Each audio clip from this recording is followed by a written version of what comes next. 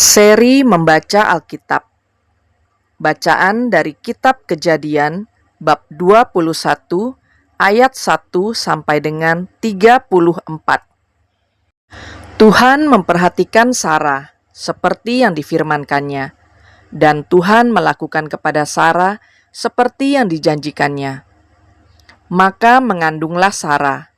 Lalu ia melahirkan seorang anak laki-laki bagi Abraham dalam masa tuanya, pada waktu yang telah ditetapkan sesuai dengan firman Allah kepadanya. Abraham menamai anaknya yang baru lahir itu Ishak, yang dilahirkan Sarah baginya. Kemudian Abraham menyunat Ishak, anaknya itu, ketika berumur 8 hari, seperti yang diperintahkan Allah kepadanya. Adapun Abraham berumur 100 tahun ketika Ishak anaknya lahir baginya. Berkatalah Sarah, Allah telah membuat aku tertawa.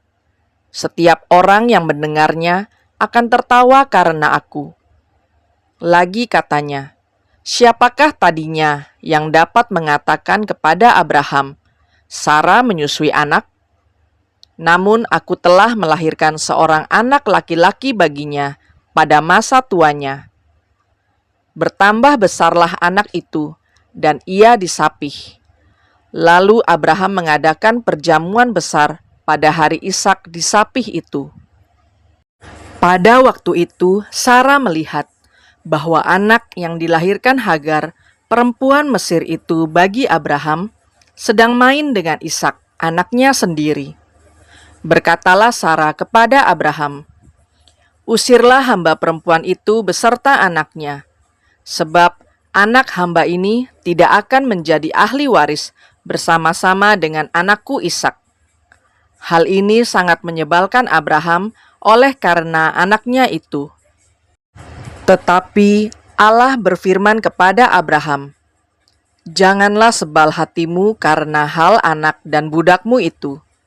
Dalam segala yang dikatakan Sarah kepadamu, haruslah engkau mendengarkannya. Sebab yang akan disebut keturunanmu ialah yang berasal dari Ishak.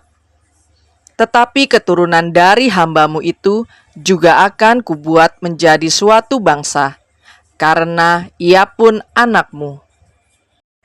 Keesokan harinya, pagi-pagi, Abraham mengambil roti serta sekirbat air dan memberikannya kepada Hagar. Ia meletakkan itu beserta anaknya di atas bahu Hagar.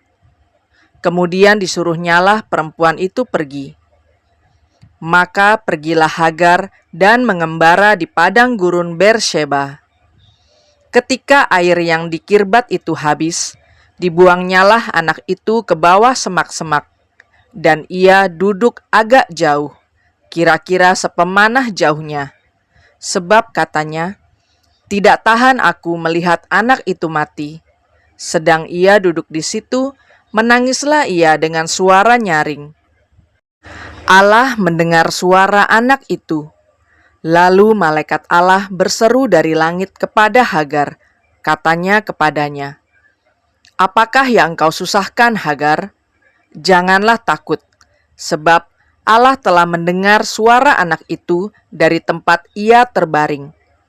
Bangunlah, angkatlah anak itu, dan bimbinglah dia, sebab aku akan membuat dia menjadi bangsa yang besar. Lalu Allah membuka mata Hagar, sehingga ia melihat sebuah sumur. Ia pergi mengisi kirbatnya dengan air. Kemudian diberinya anak itu minum. Allah menyertai anak itu, sehingga ia bertambah besar. Ia menetap di padang gurun dan menjadi seorang pemanah.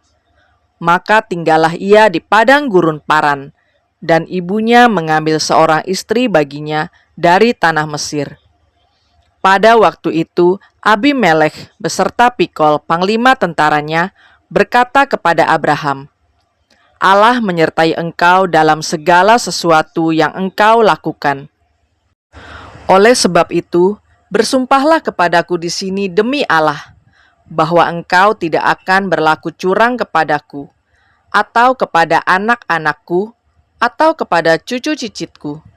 Sesuai dengan persahabatan yang kulakukan kepadamu, demikianlah harus engkau berlaku kepadaku dan kepada negeri yang kau tinggali sebagai orang asing." Lalu kata Abraham, "Aku bersumpah." Tetapi Abraham menyesali Abimelekh tentang sebuah sumur yang telah dirampas oleh hamba-hamba Abimelekh. Jawab Abimelekh, "Aku tidak tahu siapa yang melakukan hal itu. Lagi tidak kau beritahukan kepadaku, dan sampai hari ini belum pula kudengar." Lalu Abraham mengambil domba dan lembu dan memberikan semuanya itu kepada Abimelekh. Kemudian kedua orang itu mengadakan perjanjian. Tetapi Abraham memisahkan 7 anak domba betina dari domba-domba itu. Lalu kata Abimelekh kepada Abraham, "Untuk apakah ke-7 anak domba yang kau pisahkan ini?" Jawabnya, "Ke-7 anak domba ini harus kau terima dari tanganku untuk menjadi tanda bukti bagiku bahwa akulah yang menggali sumur ini." Sebab itu orang menyebutkan tempat itu Beersheba, karena kedua orang itu telah bersumpah di sana. Setelah mereka mengadakan perjanjian di Beersheba, pulanglah Abimelekh beserta Pikol, panglima tentaranya, ke negeri orang Filistin. Lalu Abraham menanam sebatang pohon tamariska di Beersheba dan memanggil di sana nama Tuhan, Allah yang kekal. Dan masih lama Abraham tinggal sebagai orang asing di negeri orang Filistin. Demikianlah sabda Tuhan.